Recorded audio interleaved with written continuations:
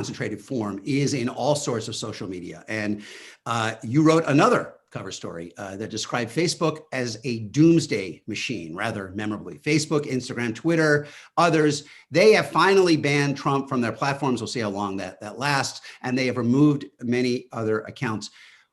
Is it too little, too late? I mean, what do you make of the role social media played in the expansion of this extremism over the last few years? And are they doing enough, or are they even on track to do enough to combat it? Well, I'm dying to talk to Anne about this too, because I know she's thought deeply about this. I mean, for me, I see this as, on one hand, yes, too little, too late. These networks that have spread disinformation, misinformation, propaganda that are encouraging violence are these very well-worn sort of networks that have just been established over many years, and this social media has turned a blind eye to them. And so, you know, the most cynical part of me is like, oh, how convenient. 8 days before the end of the presidency, you're suddenly like, oh, we should maybe do something about this. And the line— someone new with regulatory power happens to be coming in. Strange. Sure. The light bulb goes off. Totally. And not only that, but also like, okay, so your line is that the US Capitol is attacked. Like that's the thing that spurs action. Like that's disheartening. And so I think it is too little too late, but not just because of the sort of like why the timing, why did it take so long, but also just, you know, the scale of these platforms. And this is what I wrote about in the Doomsday article that you referenced. Just, I have been thinking for a long time about the extent to which Facebook, for example, has not really acknowledged the extent to which it's, or taken responsibility for the fact that it's a media company of sorts. And what I've come to realize actually is that it's not just a media company, it's the you know, the scale of this thing, 2 billion users, is unlike anything we've ever seen in history. And we haven't even begun to figure out how to deal with that as a society. And so to me, I've reached a point where I sort of don't understand how Facebook, for example, but YouTube is a really important example as well, how they continue to exist as is, even with more aggressive banning, and expect anything more than further violence. So I'm sort of pessimistic on the social. Yeah. And you want to? I have something else I want to ask you, but do you want to weigh in on kind of the role of social media in the evolution of the extremism that we've seen? Sure. I mean, I agree and read avidly everything that Adrian writes about this. I mean, I still think most Americans don't understand how exactly social media works and how radicalizing it is. I think most people still don't know that the Google search results they see are catered to them, that they see a set of results that would be different if they were using their friend's computer or a computer in the next state. And the degree to which we all live in separate world, each of us has our own internet world. I think that's not understood, but also the degree to which people are radicalized online. The New York Times actually had a great piece today where it went back through some of the Facebook accounts of some of the people who were at the Capitol last week. And they start out very normal, you know, they're exchanging, I don't know, recipes with their cousins. And then they become radicalized as they realize that joining the Stop the Steal campaign or the Trump group gives them more followers and more energy. And they are brought into something online by things that they've seen on Facebook. So it's not a passive thing. I mean, it actively entices people and encourages extremism. And what Adrian alluded to, I'm writing something now, and I won't give it all away, partly because I'm arguing with my co-author about exactly how it's going to be framed. But I'm writing something now about how we might think about regulation. And by regulation, I do not mean, you know, taking down President Trump's Twitter account or taking down this piece of content or that piece of content. I'm talking about the much deeper structure of the platforms and their deeper relationship to the rest of us. So, for example, should we have some kind of access into the black box of algorithms? Should there be people working alongside those who work on the algorithms to make sure that we understand what they're doing and how they work? How can we build more transparency in the system so that people know what they're seeing and why they're seeing it when they get a political ad, why they've been targeted with that ad? What are the elements? How can we build the values of democracy? Transparency, openness, and an encouragement of civic debate and better discourse. How can we build algorithms that promote that into our internet to replace what we have. I mean, the strange thing right now is that on the one hand, there is such a thing as an autocratic internet, and it's called the Chinese internet. And we know what it looks like, and it has the values of, surveillance and control built into it. And then there's our internet, which is not democratic at all. It's run by 5 or 6 companies who are secretive, who don't tell us how their system works, who make arbitrary decisions that we have no control over.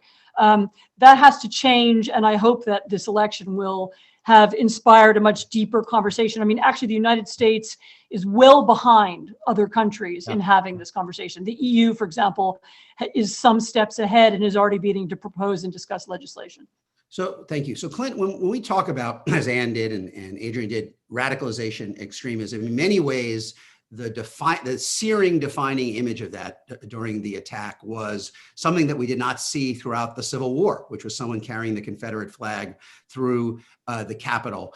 You've written about the power of that image and its symbolism. What was your takeaway from seeing the Confederate flag kind of parading through the Capitol as part of this mob? Yeah, I mean, it was striking. It was a striking image, and as soon as I saw it, I thought, to your point about how even throughout the entirety of the Civil War, not at one point did the Confederate flag reach the U.S. Capitol. And I'm thinking a lot about, just to provide some context, we still collectively as a country don't fully understand the extent to which the Confederacy was a treasonous army that was fighting a war predicated on maintaining and expanding the institution of slavery. And so we've had these conversations over the course of the last several months and really the last several years about whether Confederate statues should come down, whether they should be contextualized. But I think it's important to remember what the Confederacy fought for and what they stood for, and they name it explicitly, right? If you go back to the Declarations of Confederate Secession in 1861, all of these states, as they are seceding from the Union, are naming quite explicitly why they are leaving it. Mississippi, for example, says that, quote, our interests are thoroughly aligned with the institution of slavery, the greatest material good in the world, right? So they are not opaque about why they want to leave and ultimately why the Civil War will be fought. And so when I'm seeing that battle flag move through the Capitol, and I see it beneath a photo of Charles Sumner, who was a senator from South Carolina, or a senator from Massachusetts, who was an ardent abolitionist and who was beaten on the Senate floor by a member of the House of Representatives, Preston Brooks, from South Carolina, for a speech that he gave arguing against slavery. When I see that flag surrounded by a portrait of John Calhoun, who was an enslaver, who was the former vice president of the United States to both John Quincy Adams and Andrew Jackson, and who was a senator from South Carolina, who wrote a speech and advocated for policies in which he said that slavery was, quote, a positive good. This was the best thing that could have happened to Black people. And so there are questions about why John Calhoun's portrait is hanging in the halls of Congress in the first place, and why so many people who shared similar views are hanging there. But I thought that flag sort of bookended in some ways and surrounded by those images reflected the dissonance and the disconnect and the tension in many ways between who our country has purported to be and who we have actually been historically. And that this flag that was flown over the bodies of dead Union soldiers who were fighting to, or dead Union soldiers and dead Confederate soldiers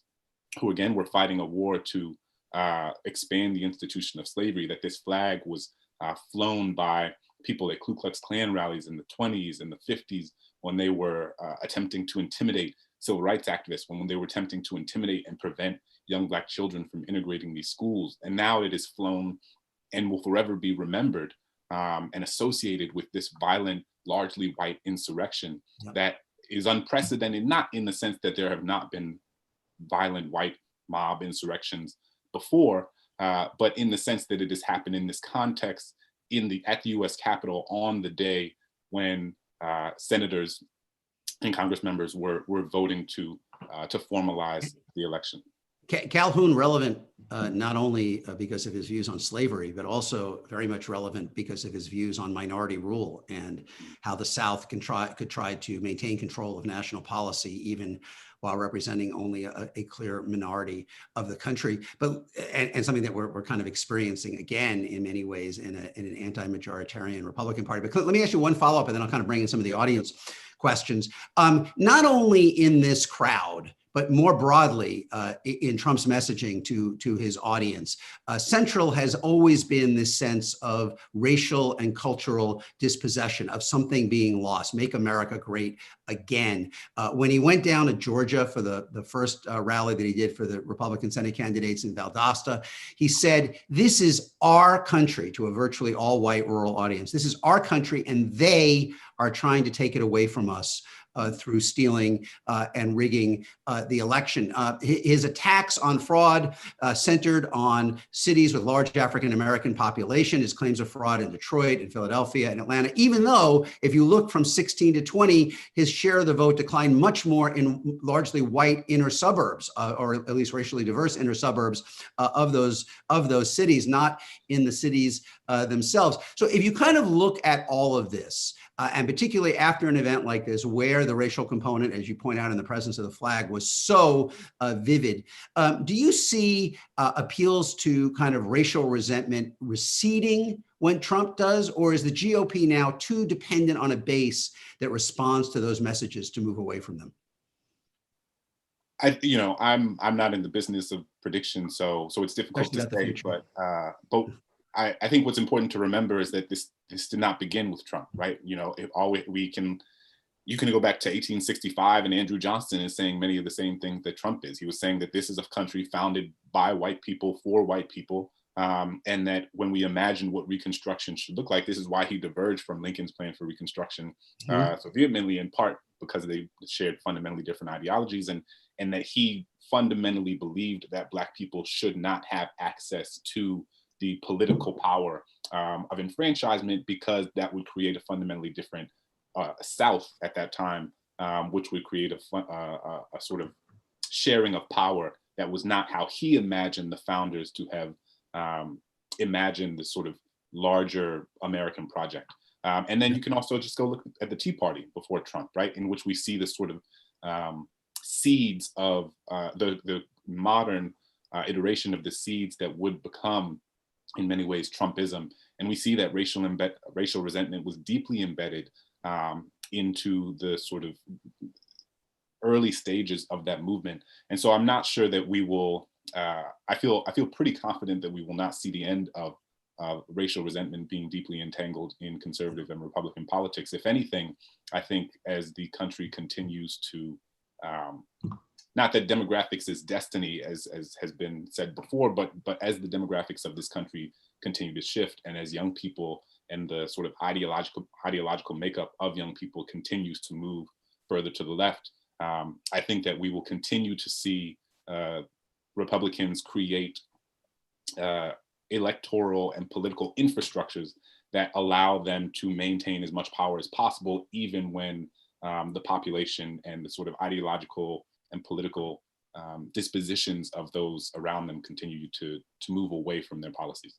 Yeah, I will certainly agree with that. And actually, my last piece right before the election was why the 2020s could be the most dangerous decade since the 1850s, precisely for that reason, I think, because of the action-reaction cycle of, as the country becomes more diverse in every way, demographically, culturally, religiously, the efforts by the Republican Party to find ways to maintain power, even as a minority, are likely to grow more intense. Let me bring in a few of the audience questions, because we certainly have a lot of them. And maybe, Anne, with your kind of international perspective on having watched this in other places as well as the US, might be a good place for Greg from California. Wants to know, how does our political discourse recover from the delusions of alternative facts and fake news, so debate can start from a shared understanding of reality? Can you put that genie back in the bottle? That is really the $1 million question, and there isn't an easy answer. And I think in an article that I wrote before the election, I said that usually there are two ways in which these kinds of problems of deep polarization end. One of them is a civil war, in which one side wins and the other loses. And the other is some kind of outside intervention, like you had in Northern Ireland. Someone comes in and, creates some kind of space where people can debate and so on. And I don't think have that in the United States. Unfortunately, I don't think we have I don't really see the Canadians coming in to negotiate or the Mexicans coming in to, to create some kind of,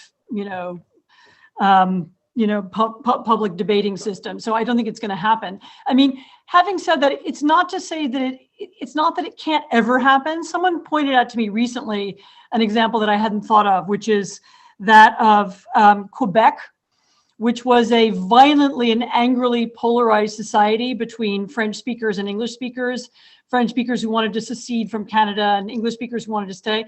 And there was a political process over many years that mostly involved making the conversation more boring, that got people to calm down and focus on reality. I mean, generally the lesson from these kinds of, from whether it's post-conflict situations or post-Civil War or difficult, post-authoritarian situations, is that the faster you can get people talking about something real, and the faster you can get them not, the more you can get them not talking about the culture war or the ideological division or whatever are these mega identity issues that bother people, and the more we can talk about fixing the roads, fixing the healthcare systems, getting people back to work, the faster the problem will be solved. I have a hunch that the Biden administration understands this. I mean, that was a little bit how Biden ran his campaign. His campaign ads were focused very much on, here are real Americans, real families, they have real problems, let's solve them. And he kind of didn't do the culture war. He didn't go there. He just didn't talk about it. And that will be a frustrating solution for a lot of people. But in terms of pulling in at least those members of the Republican, pro-Republican or pro-Trump, the part of that coalition that is amenable to being brought back into political discourse, this may be the way to do it. So if we're all talking about how to build a bridge over the river, then we're not talking about, Christians versus Muslims versus whatever. I mean, then we're not having an existential or a theological discussion about things that can't be resolved. And that is, this will be an interesting test of that, because I think you're exactly right. He wants to avoid culture and identity politics and kind of, be a bread and butter lunch bucket, a Democrat, and it will be telling to see whether those kind of tangible goods can overcome the power of identity, kind of the drug of shared identity that Trump offers. I mean, there are also some things that can be done that directly to do with fixing democracy, and some of them are very technical, and we don't have to go into them. But I mean, I do expect there to be a new Voting Rights Act. I do expect more conversation about ranked choice voting and other ways of, and ending gerrymandering and other ways of, there are some elements of our democracy that don't have to be as bad as they are, and that are bad because our institutions need, very badly need updating. I also wouldn't be surprised if we got to the question of statehood for DC and Puerto Rico, for example. But, I didn't think that's going to be the next 6 months. Yeah, on those fronts, I mean, HR 1, which they passed last year, would deal with gerrymandering, would deal with tremendously expanding access to voting across the country. Obviously, the House passed a new Voting Rights Amendment. All of that, Clint, will depend on whether they are willing to end the filibuster, however, in the Senate, because even the Voting Rights Act conceivably might get 10 Republican votes. Difficult. Other democracy expansion, very unlikely. Let's file that and come back, because Tina has a question that kind of plays off what we were just talking about. Adrian, can I ask you, do you think there's any getting through to Trump supporters in terms of truth, or is it too late, as in post-truth? And also whether you can reach many of those voters. Is there any way? Obama, I remember at the end of his presidency, kind of lamented there was no way to talk to voters in kind of red America except through the filters of overtly conservative media that kind of obviously channeled and limited his message. Is there a way of reaching perhaps those, certainly in the conspiracy world, but even those maybe several circles outside of it? Yeah, I mean, I think about this along two tracks. One is on the individual level, because this comes up a lot because of how widespread conspiracy theorizing is lately, or seems to be, how visible it is in any case. Just people who are like, how do I reach my sister or my aunt or this person who has fallen down a QAnon hole and like bring them back to reality? Mm-hmm. And I think the individual relationships and even like actual brick and mortar communities like the church you go to or would if it weren't coronavirus. These are the relationships where I think people can get through to one another, with respect, with love, saying like, how many people would have to be in on this for it to be true? Like, what is it that, just earnestly asking people why they believe in these things. I think on the broader level, I mean, this to me, the way I've been thinking about it in the past week in any case, is a question of accountability. And this goes a little bit to the question that you asked Clint about the future of Republican politics. I'm sort of wondering, what does accountability for this insurrection look like? And this is really, I mean, Anne is the expert in complicity. Her cover story was on this topic was amazing. And I'm wondering, if there isn't robust complicity, what does that enable? And especially in terms of conspiracy theorizing, but even just sort of the continued lies and those who have been lying to the American people feeling sort of very comfortable continuing to do so. So I sort of throw part of that question over to Anne, because I've been really wondering what accountability. Yeah, let me ask Clint one question from the audience, and then Anne will ask you, because certainly we heard over and over again yesterday from Republicans in the House that accountability would mean more division. And I would be interested in your take on whether accountability is a necessary stepping stone toward some version of reunification. But Clint, can I ask you first? Sarah from Ridgecrest, California, asks, would someone please speak to the issue of law enforcement personnel often sympathizing with extremist and racist views and often posting their views on social media? To what extent does law enforcement reinforce the insurrectionist movement? Yeah, so what's becoming increasingly clear is that there were people within the Capitol Police force who were varying degrees of sympathetic to what was happening that day. And obviously what is true is that it is a heterogeneous group of people who don't all share the same politics, who don't all share the same ideologies. Somebody recently wrote a piece about how many of the Black police officers in the Capitol Police Force were telling the folks in the higher ups in the force for not just days before or weeks before, but for months and for years, that there were conspiracy theorists among them, that there were people who were sympathetic to Trump, to people who they worried might put some other Congress members and people within the Capitol in danger, and they felt as if they weren't being listened to. So, we are seeing this, and we have seen different iterations of this over the last several years as the Black Lives Matter movement has helped us more forcefully interrogate the role of policing in this country, what it should look like and what it does look like. And I think it's something to be taken seriously. And it's something that I think we're still attempting to uncover and get a better sense of what the sort of relationship or the Venn diagram of that looks like. But there certainly is a relationship and one that needs to be addressed. Yeah, thanks. And so can you address kind of the argument yesterday over and over again, Republicans saying that if there's accountability, if you hold Trump accountable, you will further divide the country, and not incidentally kind of threatening, as Lindsey Graham did perhaps most explicitly, that there's going to be more violence if there's accountability. What do you make of that? What's the lessons from other countries that have tried to deal with the aftermath of these kinds of events, or even more shattering ones? So it had a terrible echo for me, that argument yesterday, and I apologize for it because it's not really an appropriate comparison. But this is how Stalin used to talk to the Ukrainian peasants. If you complain about the fact that I've starved you and mistreated you, then things will get really bad. And if you've been starved and mistreated, you have only yourselves to blame. And this is kind of classic dictator's way of threatening opponents. I mean, I have to say, I listened to a lot of the impeachment debate yesterday. It wasn't really a debate, actually. It was a terrible sort of this side, that side, awful echo chamber. And what was really interesting to me was that, number one, the Democrats talked about the insurrection, whether it was how afraid they were or how terrible it was, or the Republicans talked about the Democrats. The Democrats are socialists, they're Marxists, they want gun control, they're going to take your guns away.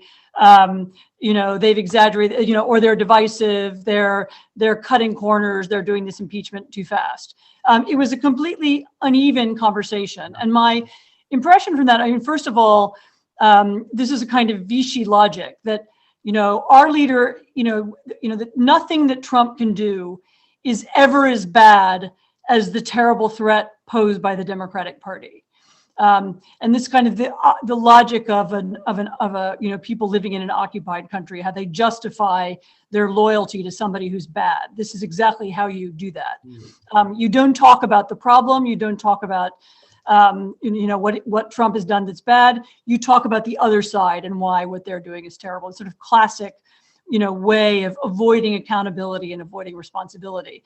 And it was really very striking how the 9 or 10 Republicans who objected sounded so completely different, because what they were, what made them similar to the Democrats was the fact that they talked about the insurrection and why it was bad.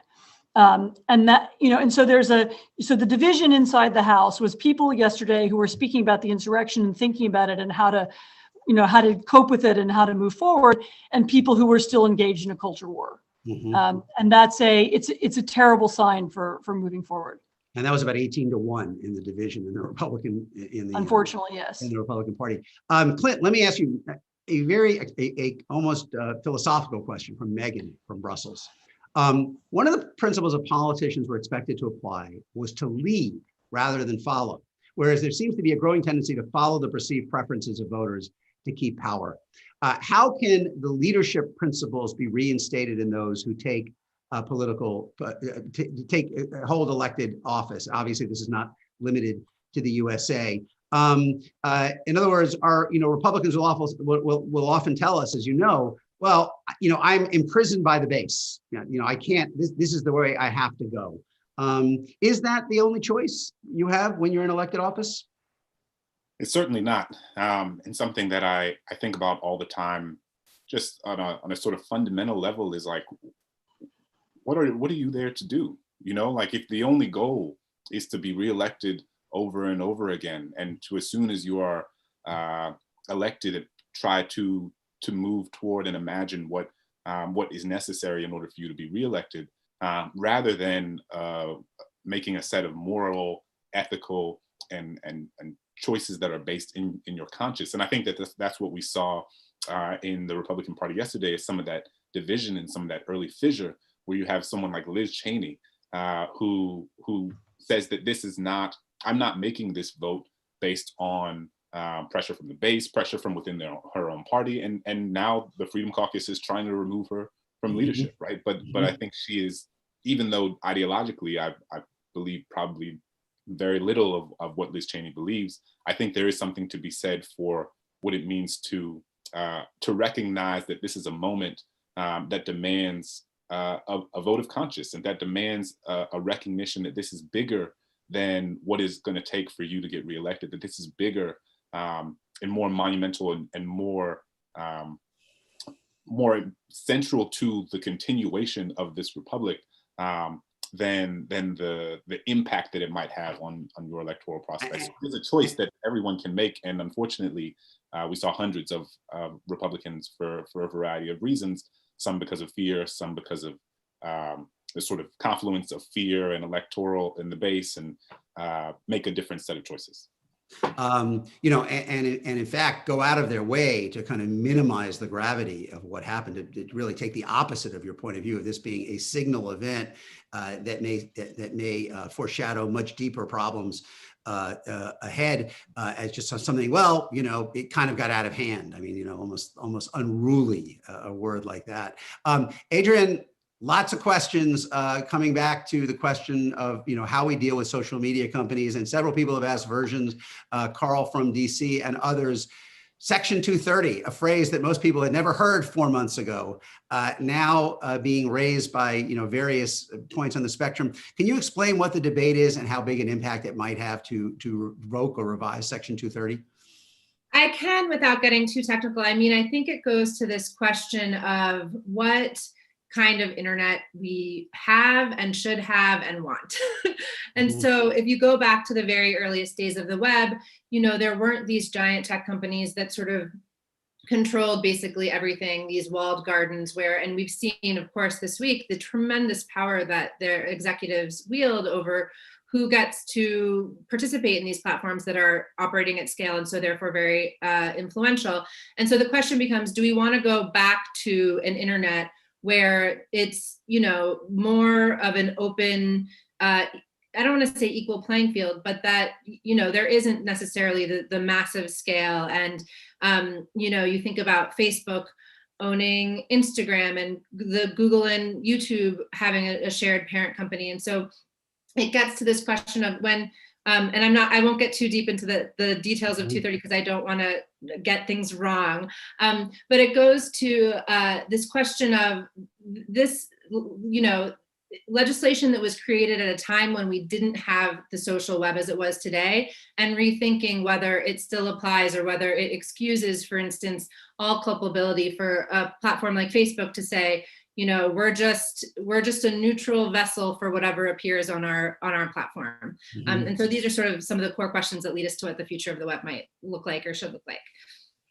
Anne, can I ask you, we touched on this a little bit before, but from your experience studying other countries, Poland, Hungary, places like that, where do you put the Republican Party at this point on the continuum of small d Democratic parties? Does it still qualify as a small d Democratic Party in the Western tradition? Or when you look at the things we have seen over the last few years, but especially over the last few months, the very large number of Republicans in the House and the Republicans attorneys general who supported Trump in these baseless claims, does it still qualify as a small d Democratic Party in the Western tradition, or is it morphing into something else? So obviously there's more than one part of the Republican Party. There's clearly a part of the party that is still committed to democracy, that is still committed to reality. I mean, not just not just Liz Cheney, but all the election officials in Georgia who kept reaffirming the election even though they were being challenged by the president.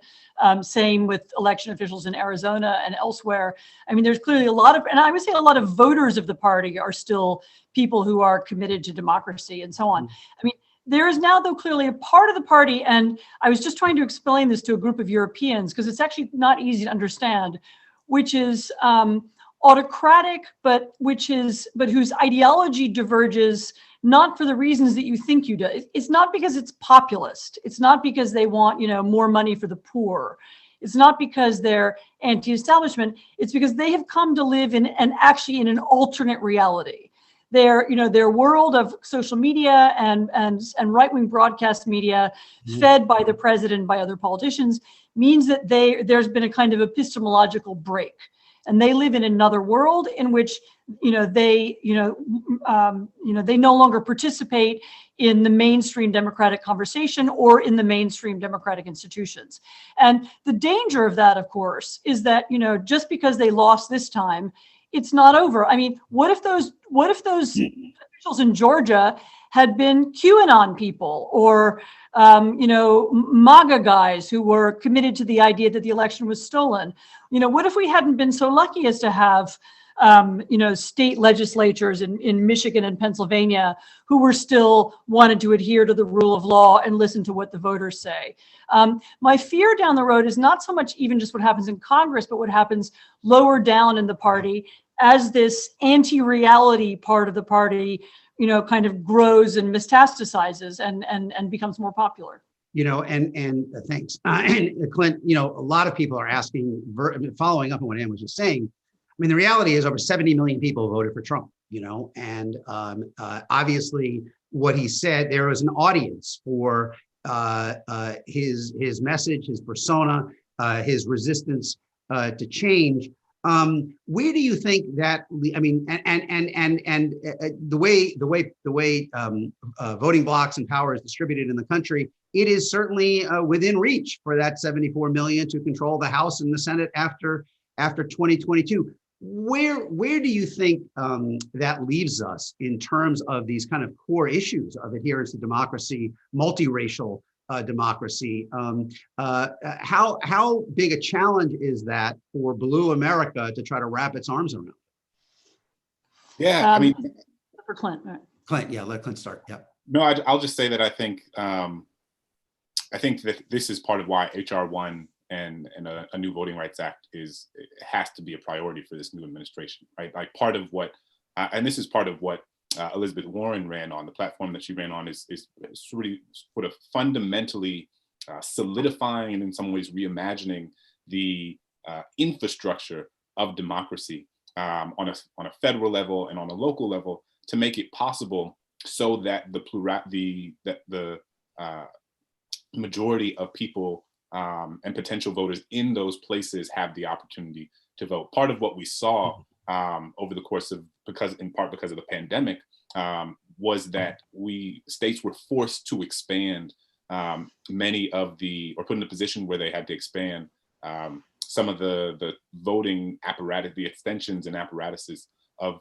their voting infrastructure in order to make it so that people had access to mail-in ballots, people had access to more extended early voting opportunities. And what we saw across the country, and most specifically, the way we saw it manifest itself in Georgia, was that it fundamentally, it gave us a different sense of like what the electorate in Georgia actually looks like, and made clear that Georgia has not simply been a red state, it's been a voter suppression state, right? And so, you know, as grateful as I am to some of the elected Republican officials in Georgia for not falling in line with what Trump wanted them to do and not succumbing to the pressure, so many of those officials are also people who over the course of years have put in place who have built a voting infrastructure that has prevented many Black people, many young people, many folks from a range of different backgrounds from having access to the polls in the way that they did now. And what we see already is that they're